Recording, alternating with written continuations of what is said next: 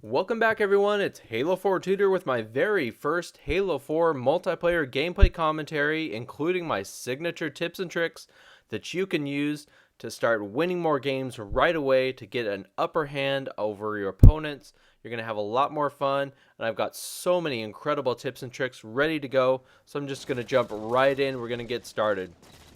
So I'm playing my very first map. I think the map is Complex here, and it's a 4-on-4 Slayer type of game. And I've just got so much stuff to just kind of introduce you to, and so we're going to brush on a lot of different things quickly, and then I'll go into more depth in future videos.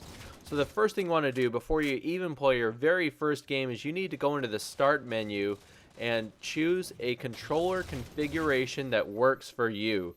The default controller configuration was not my, preferred configuration, so I went in and changed it to Recon. That's the one that I'm comfortable with. That's the one that I like to use. But there are several different configurations available, and you don't need to just go with the default that you're given. You can go in and change that to one that you're very comfortable with. So that's the very first thing you want to do before you play. And then if you're not sure which one you want to go with, maybe try out a couple different configurations, switch them out in between games and figure out which one that you're more comfortable with, which one you like the best. So that's number one.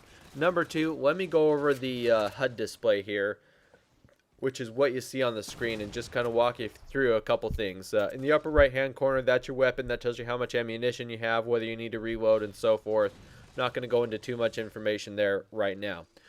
Top center of the screen, you see your shields. And a big difference between Halo Reach and Halo 4 is in Reach there was health packs and health bars, and here in Halo 4 it's just your shields and no health packs. And let me tell you, your shields can be taken down very, very quickly. You can be killed in the blink of an eye. Let me tell you guys, you can be killed in this game much, much faster than Reach. Most of the weapons don't have any bloom on them, and they will take you down very, very quickly. So that means you're going to need to play a very balanced game. You need to concentrate on both offensive and defense strategies, and you're going to need to take cover if you're taking shots, okay? Now, if you're in a one-on-one situation, you think you have the upper hand, that's fantastic. But if you're sitting out there in the open, if you're not paying attention, I'm going to tell you now, you're going to be killed very quickly before you even know what hit you. All right, so that's something to keep in mind. Upper left-hand corner, you see the grenades available.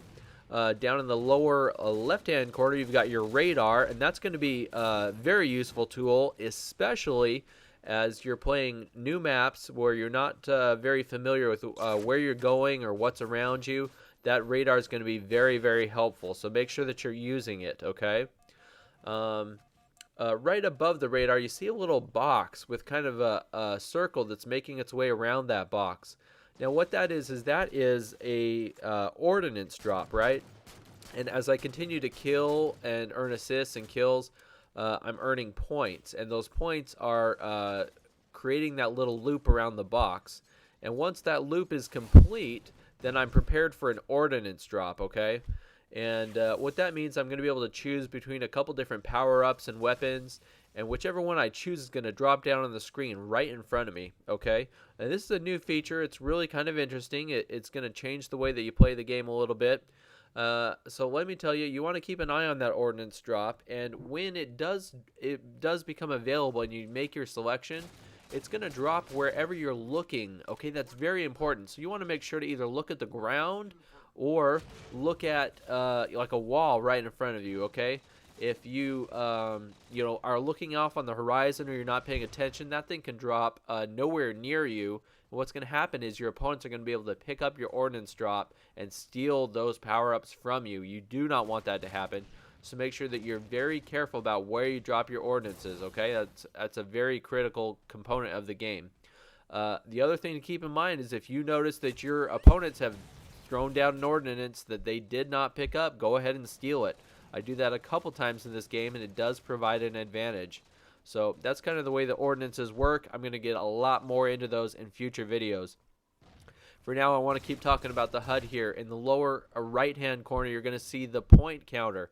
This is very important because in Halo Reach or other Halo games, you're typically playing to 50 points in a traditional Slayer game type.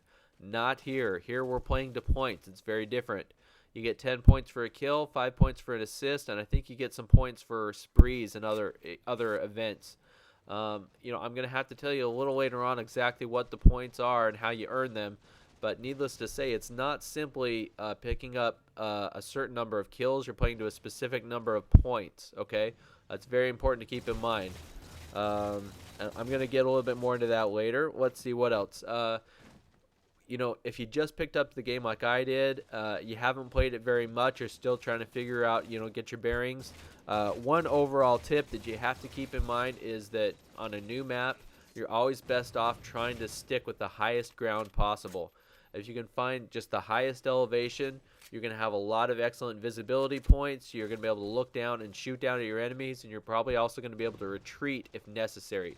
So try to maintain the high ground on any map, especially if you're not familiar with what's going on. That's just kind of a general tip. The other thing that I'll point out that you don't see on the display here, but is available to you, and that is the sprint option, okay? The sprint option is available to you seemingly anytime. And now I haven't played a lot of different games and game types, but here in just the Infinity Slayer that I'm playing, although you don't see a sprint icon, the sprint is available. And in fact, it appears that sprint is going to be available in addition to other specific loadouts. So for example, you'll have sprint and then any other loadout that you choose. So you may have sprint and hologram, sprint and jetpack, sprint and any other loadout like that little armor shield that comes up. So you don't have like a little icon showing you how much sprint you have left, but you do have sprint available to you. So make sure that you're using that ability throughout the game in addition to any other abilities that you may have. Okay, so that's very, very important to keep in mind. Couple other things I want to point out. Nothing really huge, but just for your information, you may find this helpful. When you're scoped in, if you're getting shot at, you do not automatically scope out.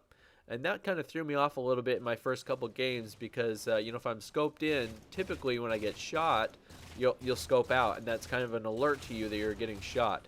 There's a couple times where I was scoped in, I got shot, I didn't realize it, and I was killed. I didn't even realize I was being shot, but I was killed so fast and I didn't unscope.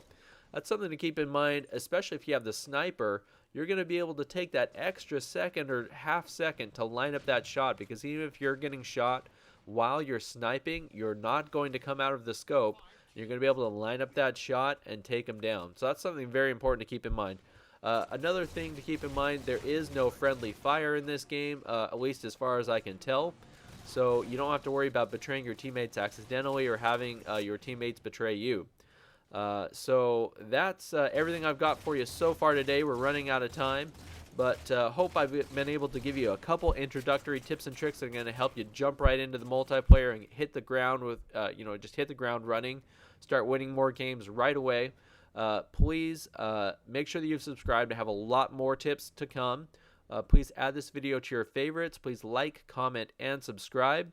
Please let me know what kind of tips you're looking for in the future. This is Halo 4 Tutor. Thanks for watching. I'll see you next time.